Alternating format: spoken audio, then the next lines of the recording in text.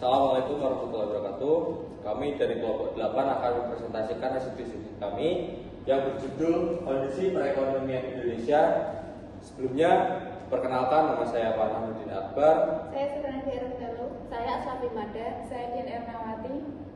Yang pertama yaitu kebijakan moneter. Kebijakan moneter adalah kebijakan yang dilakukan oleh Bank Indonesia untuk mengatur jumlah uang yang beredar dan menjaga stabilitas ekonomi. Kebijakan moneter yang dilakukan antara lain: 1. Menjaga suku bunga acuan BI rate B17 CRR untuk mengendalikan inflasi. Yang kedua, stabilisasi nilai tukar rupiah agar tidak terlalu berfluktuasi. Yang ketiga, operasi pasar terbuka untuk mengontrol likuiditas di pasar. Selanjutnya yaitu tujuan kebijakan moneter. Tujuan kebijakan moneter menjaga inflasi tetap stabil, mendukung pertumbuhan ekonomi, dan menjaga kestabilan sistem keuangan. Yaitu adalah kebijakan fiskal. Kebijakan fiskal yaitu kebijakan yang dilakukan oleh pemerintah melalui Kementerian Keuangan Republik Indonesia dalam mengatur, yaitu yang pertama pendapatan negara atau pajak, yang kedua pengeluaran negara atau APBN. Kebijakan fiskal saat ini yaitu yang pertama peningkatan belanja negara untuk infrastruktur dan bantuan sosial, yang kedua insentif pajak untuk mendukung UMKM dan investasi. Selanjutnya pengendalian defisit anggaran dalam APBN. Yang tujuan kebijakan fiskal yaitu untuk meningkatkan kesejahteraan masyarakat, kedua mendorong pertumbuhan ekonomi, selanjutnya mengurangi kesenjangan sosial. Selanjutnya ada tingkat inflasi saat ini. Kalau inflasi saat ini ditandai dengan penurunan laju inflasi di Indonesia dari 4,76% di Februari menjadi 3,48% pada Maret 2026.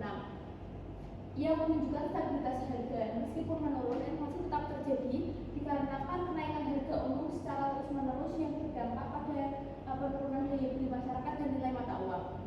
Dan selanjutnya tingkat inflasi Indonesia pada Maret 2026 tercatat 3,42% secara tahunan dengan proyeksi mendekati 5,50% pada akhir kuartal menurut Trading Economics. Selanjutnya ada penyebab inflasi. Yang pertama, penyebab utama faktor pendorong inflasi saat ini mencakup kenaikan harga bahan baku seperti kopi, peningkatan biaya pendidikan, dan faktor cuaca yang mengganggu distribusi bahan pangan. Inflasi inti yang mencerminkan daya beli masyarakat tercatat stabil pada angka 2,9%, menunjukkan permintaan domestik yang masih kuat. Selanjutnya ada peran pemerintah. Pemerintah dan Bank Indonesia terus berupaya menjaga stabilitas harga melalui kebijakan moneter untuk menahan inflasi agar tidak terlalu tinggi yang dapat menggerus daya beli dan meningkatkan kemiskinan. Ada pertumbuhan ekonomi. Pertumbuhan ekonomi di Indonesia saat ini tergolong stabil di kisaran sekitar 5% dan menunjukkan kondisi yang cukup baik meskipun menghadapi tekanan global seperti ketidakpastian ekonomi dunia dan kenaikan harga komoditas.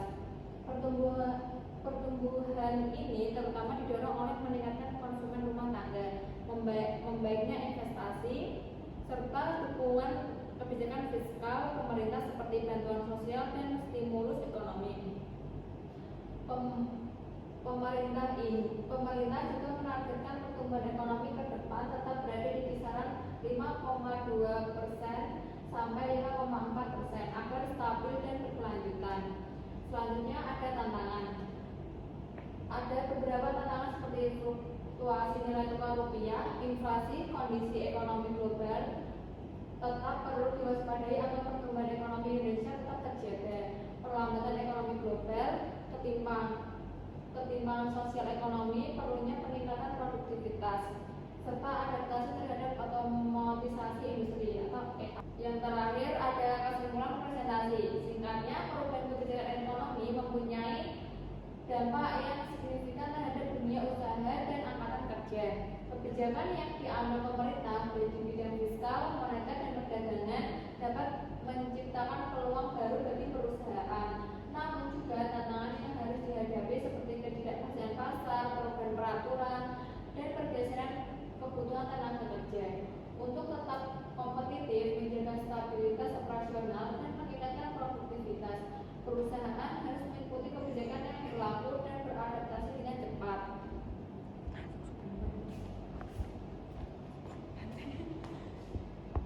Sekian presentasi dari kelompok kami. Kurang lebihnya mohon maaf. Wassalamualaikum warahmatullahi wabarakatuh.